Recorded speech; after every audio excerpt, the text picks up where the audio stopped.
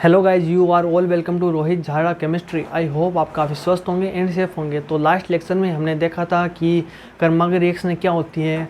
कर्मागर reaction वो होती है जिसमें पहली रिएक्शन का उत्पाद दूसरी रिएक्शन का अभिकारक बन जाए और दूसरी रिएक्शन का उत्पाद तीसरी रिएक्शन का अभिकारक बन जाए। तो ऐसी रिएक्शनों को अपन क्या कहते हैं? कर्मागत रिएक्शन। और उसके ऊपर एक क्वेश्चन किया था अच्छा सा। तो अपना नेक्स्ट टॉपिक है मिक्सचर एनालिसिस। तो चलिए इसको स्टार्ट करते हैं। पर समझते हैं मिक्सचर एनालिसिस क्या है। मिक्सचर एनालिसिस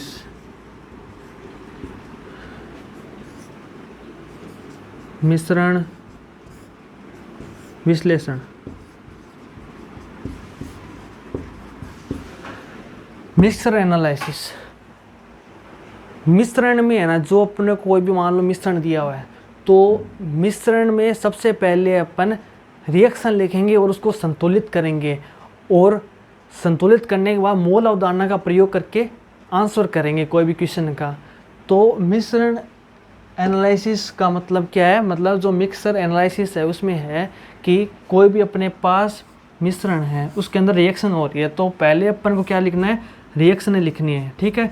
उसको संतुलित करना है और संतुलित करने के बाद जो पूछा है वो स्टाइकोमेट्री से मोल अवधारणा में जितना भी अपने पढ़ा है उसके अनुसार अपन को आंसर करना है, ठीक है। तो चलिए इसकी डेफिनेशन लिखते हैं। मिश्रण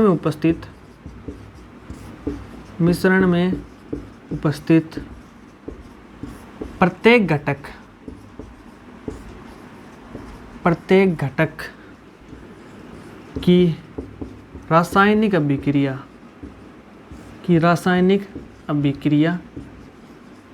ब्रैकेट में लिखना है संतुलित, मतलब संतुलित होनी चाहिए। अभिक्रिया लिखें और मोल अवधारणा का प्रयोग करके सोल्व करें। मोल अवधारणा का प्रयोग करके हल करें या सोल्व करें। कि मिश्रण विश्लेषण में क्या है कि कोई अपने पास कोई मिश्रण दिया हुआ है तो उसके जितने भी घटक है ना उसकी अपन को रिएक्शन लिखनी है, ठीक है। उसके बाद में मोल अवधारणा का प्रयोग करना है, ठीक है। अपना नेक्स्ट टॉपिक है अभिक्रियाएं।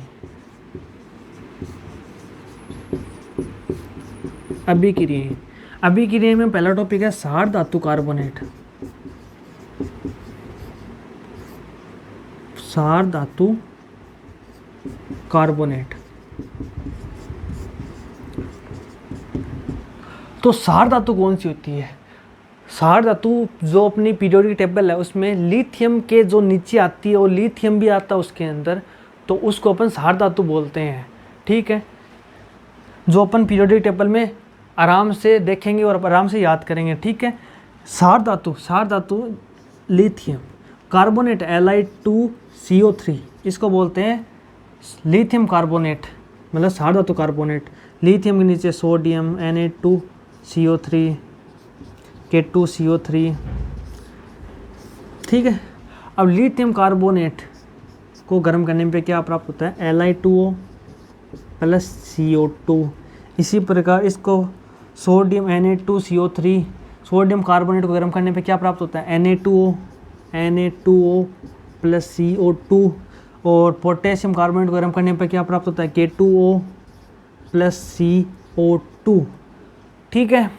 क्षार धातु कार्बोनेट को गर्म करने पर CO2 गैस निकल जाती है और Li2 ये प्रोडक्ट बन जाता है, ठीक है। तो आप इसको नोट कर लीजिए वीडियो पॉज करके, और इसको इरेज कर रहा हूँ।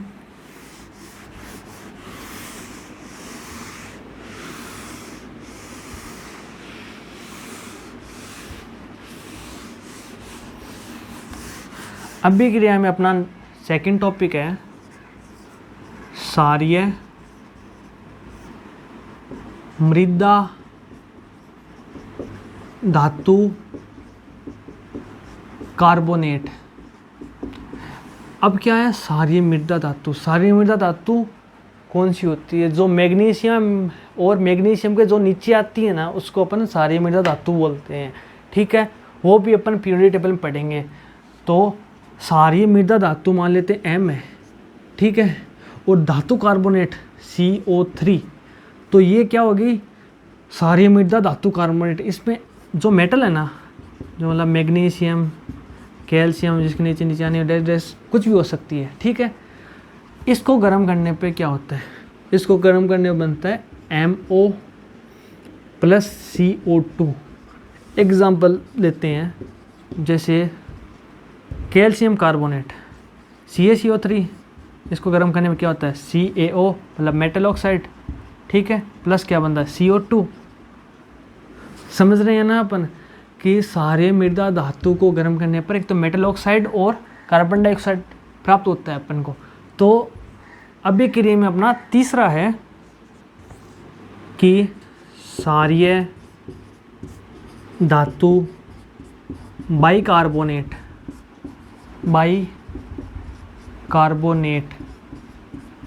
को गर्म करने पर CO2 गैस बाहर निकलती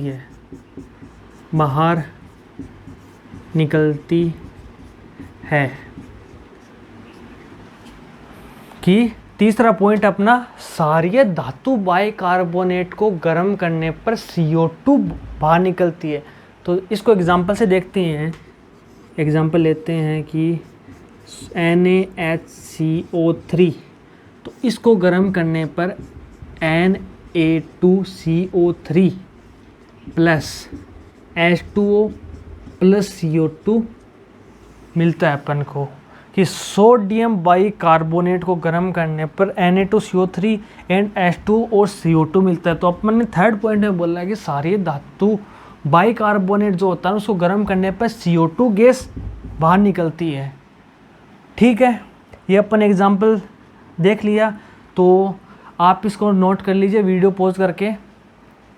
तो चलिए इसको इरेज करते हैं। अपना अभिक्रिया में फोर्थ पॉइंट है कि कार्बोनेट की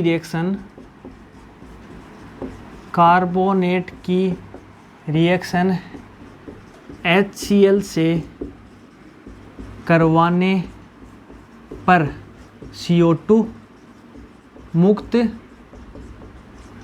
होती है। कि कार्बोनेट की रिएक्शन HCl से करवाने पर CO2 मुक्त होती है।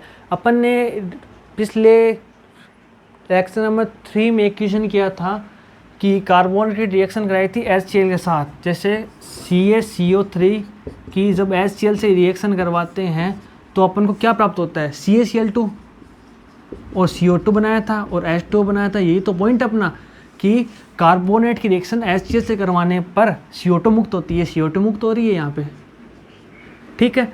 तो अपना नेक्स्ट पॉइंट है 5 नंबर पॉइंट है कि अधिकांश तनु अम्लों की HCl से रिएक्शन करवाने पर H2 गैस मुक्त होती है।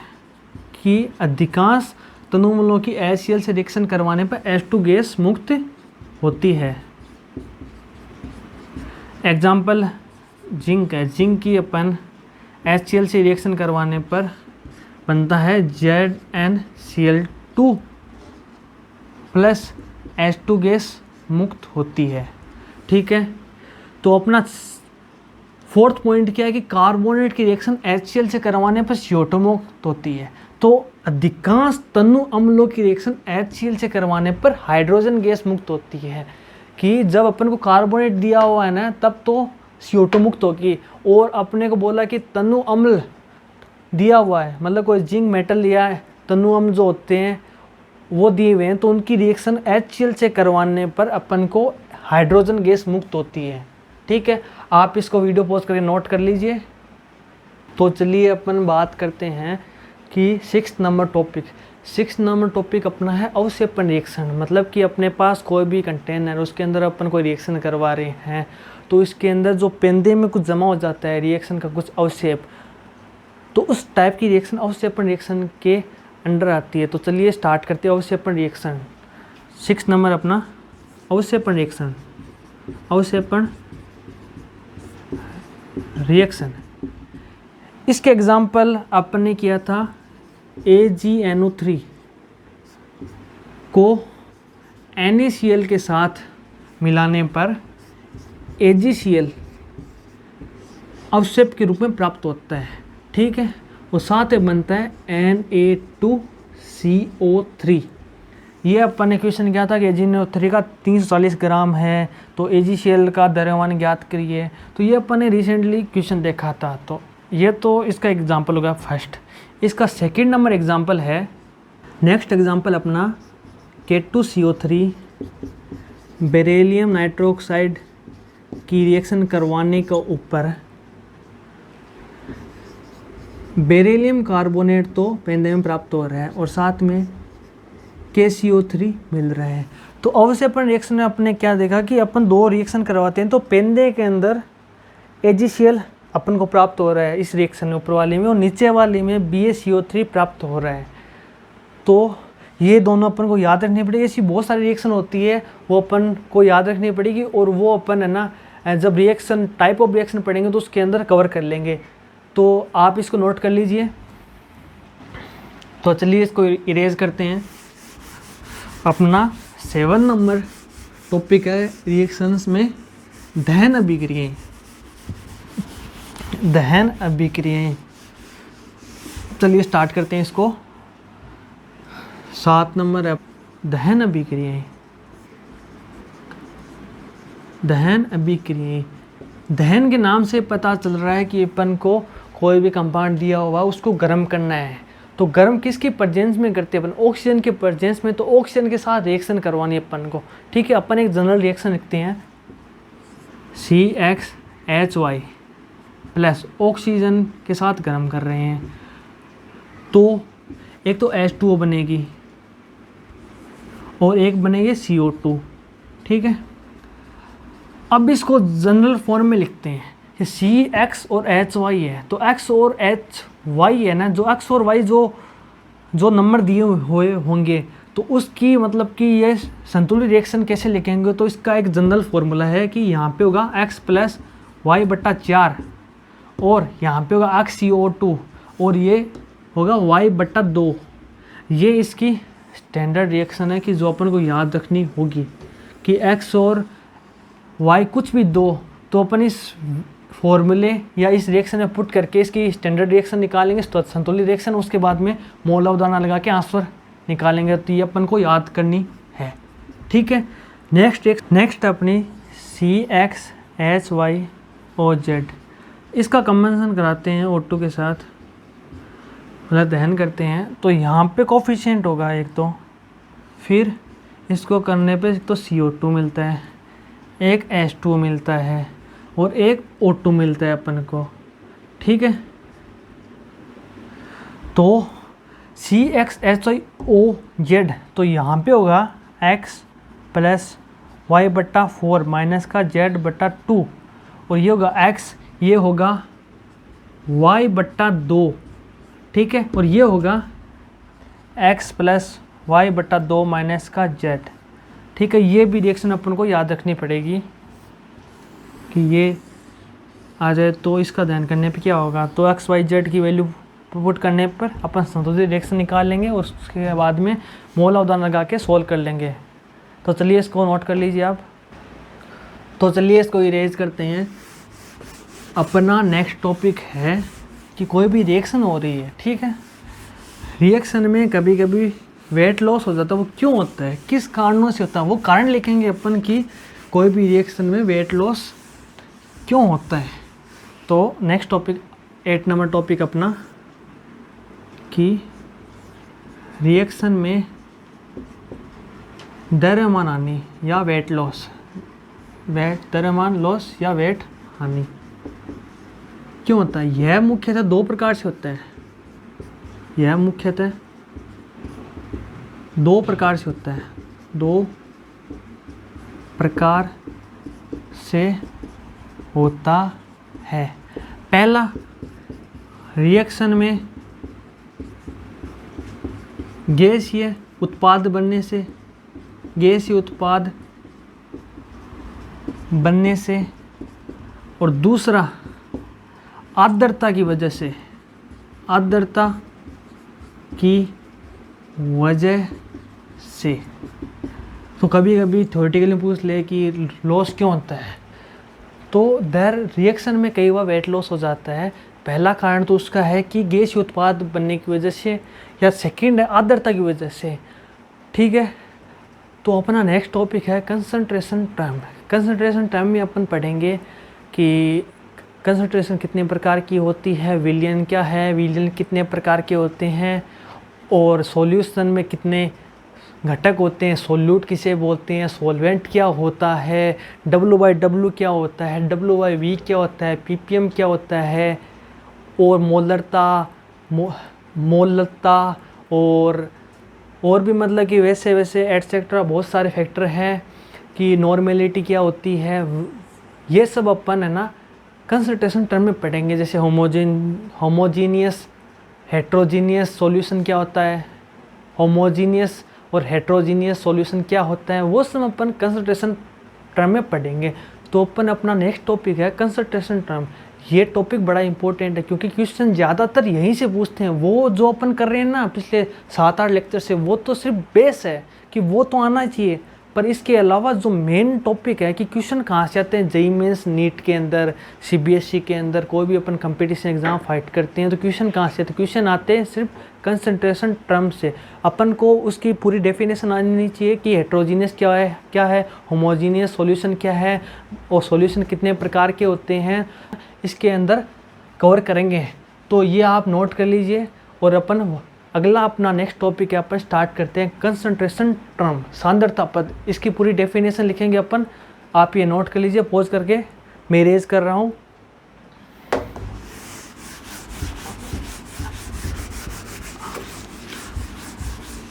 तो चलिए बात करते हैं सांद्रता पद। नेक्स्ट टॉपिक स्टार्ट करते हैं अपन सांद्रता पद। सांद्रता पद, कंसंट्रेशन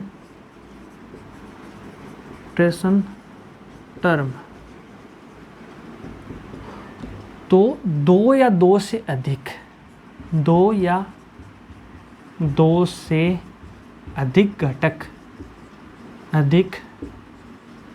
घटकों को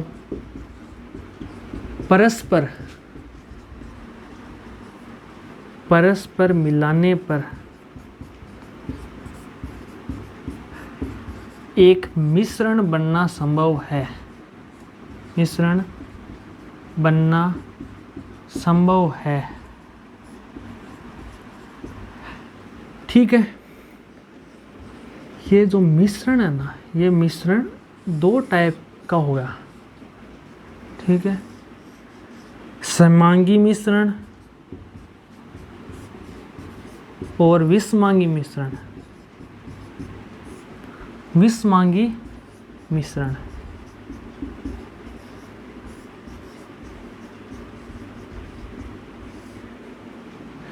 मतलब मिश्रण दो टाइप का है, समांगी मिश्रण और विषमांगी मिश्रण।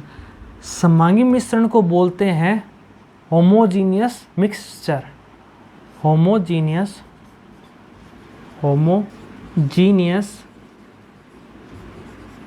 मिक्सचर। उसको बोलते हैं हेट्रोजीनियस मिक्सचर। हेट्रोजीनियस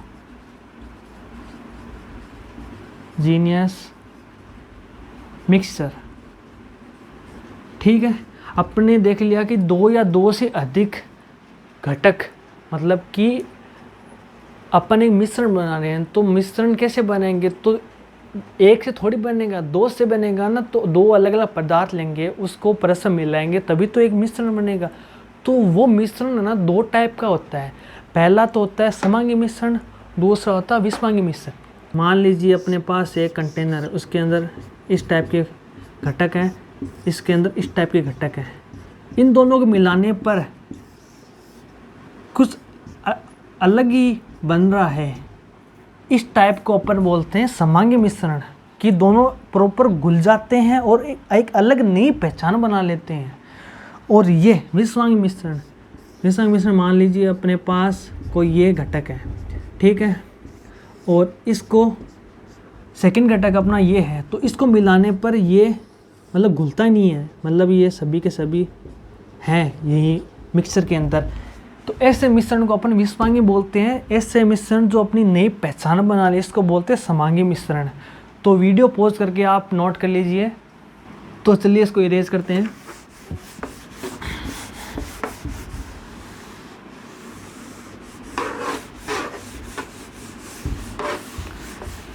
समांगी मिश्रण और विषमांगी मिश्रण।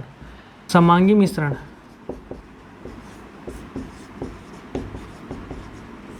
समांगी मिश्रण मैंने वो क्या बोला था कि एक कंटेनर है, एक दूसरा कंटेनर, इसको मिलाने पर एक उसकी अलग एक पहचान बन जाती है। तो इसकी डेफिनेशन या इसके पॉइंट लिखते हैं कि इसमें घटक अपनी अलग ही पहचान बना लेते हैं, बना लेते हैं। पहला पॉइंट ये हो गया। दूसरा है जिसको हम हाथ से पृथक नहीं कर सकते, पृथक नहीं कर सकते। और विषमांगी में इसका उल्टा है। विषमांगी मिश्रण, विषमांगी मिश्रण, विषमांगी मिश्रण में मैंने क्या बोला था कि अपने पास कोई भी एक पदार्थ है, मान लो प्लस प्लस है और एक दूसरा है माइनस माइनस, तो इसको परस्पर मिलाने पर ये सेम टू सेम रहता है। कि इसका पहला पॉइंट हो जाएगा कि विषमांगी मिश्रण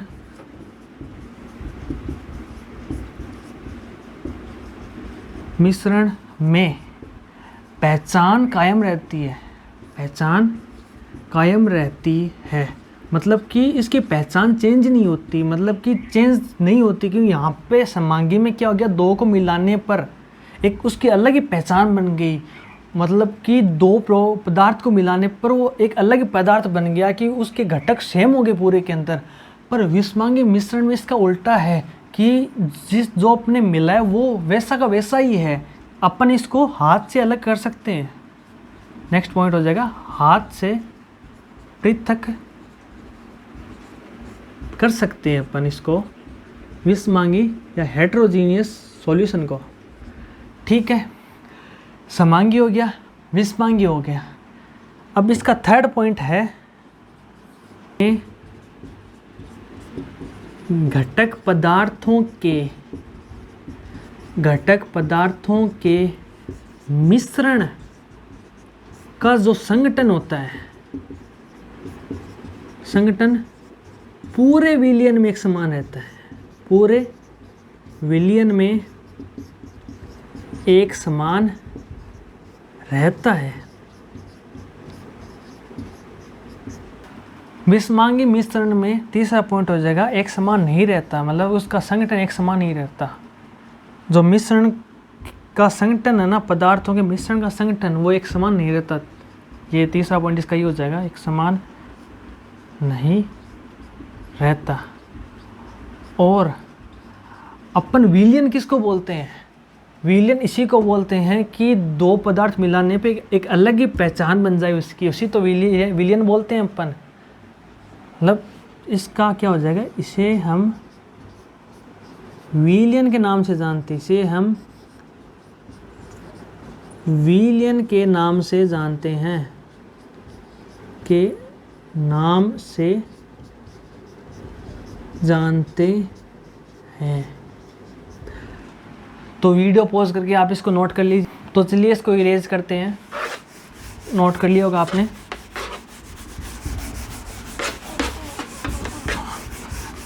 अपन बात करते हैं अपन विलयन की, सॉल्यूशन। नेक्स्ट टॉपिक है विलयन। विलयन को बोलते हैं सॉल्यूशन। तो विलयन अभी तो देखा क्या होता है, समांगी मिश्रण। समांगी मिश्रण में क्या देखा अपन ने कि घटक होते हैं, तो मतलब कि मान लो ए घटक, बी घटक, सी घटक, डी घटक, मतलब कितने भी घटक हो सकते हैं, उसको मिलाने पर वो एक नई पहचान बना ले, तो उसको समांगी मिश्रण बोला था अपन ने। तो माना घटकों की संख्या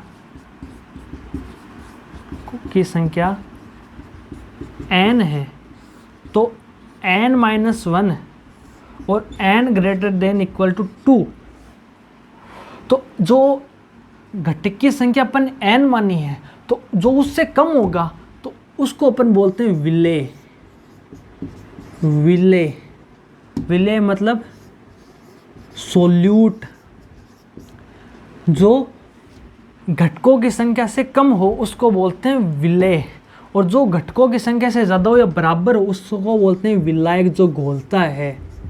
विलायक ब्रैकेट में लिखते हैं घोलने वाला, या विलेय क्या हो जाएगा, घुलने वाला, मतलब जो कम होगा घुलने वाला, वो ऑटोमेटिकली ज़्यादा वाले में घुल जाएगा। ये तो हो गया घुलने वाला, वो हो गया घोलने वाला। तो हमने क्या देखा कि विलयन को अपन बोलते हैं समांगी मिश्रण के अंदर आता है। ये समांगी मिश्रण में एक से अधिक घटक होते हैं। तो मान लिया अपन ने कि घटक की संख्या n है, तो जो n से कम होगा वो तो होगा सोल्यूट, जो n के बराबर है उससे ज़्यादा होगा उसे बोलते हैं विलायक, ठीक है, उसको बोलते हैं विलेय। और बात रही कि विलयन में n की संख्या 1 हो, n की संख्या 2 हो, n की संख्या 3 हो, तो उस विलयन के क्या क्या नाम होंगे, इसे बोले द्विअंगी विलयन।